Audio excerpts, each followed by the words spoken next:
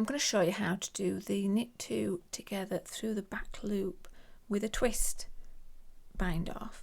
This is the same as the normal knit two together through the back loop bind off, but I feel that it's a little bit neater on the edge. The stretch is pretty much the same, so it's slightly more stretchy than the normal cable bind off, but it does hold its shape, so there's no flare, so it's good for things like cows where you still want to keep that structure. So I'm going to show you this in the round, but it works exactly the same way if you're working flat. So we're going to start by knitting the first 2 stitches through the back loop.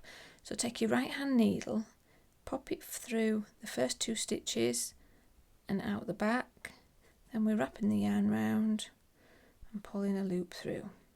Now we're going to pass this stitch back onto the left hand needle, but we're not going to pass it back on purlwise.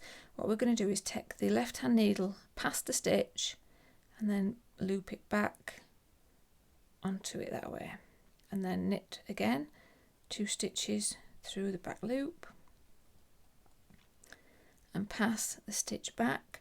So we take our left hand needle past the stitch we've just knit and we're pushing it back into the stitch and slipping it back onto the left hand needle. Take our right hand needle into the 2 stitches through the back loop and knit. So pass it back on with a twist, knit 2 through the back loop, pass it back on with a twist, knit through the back loop, and you just keep working your way across.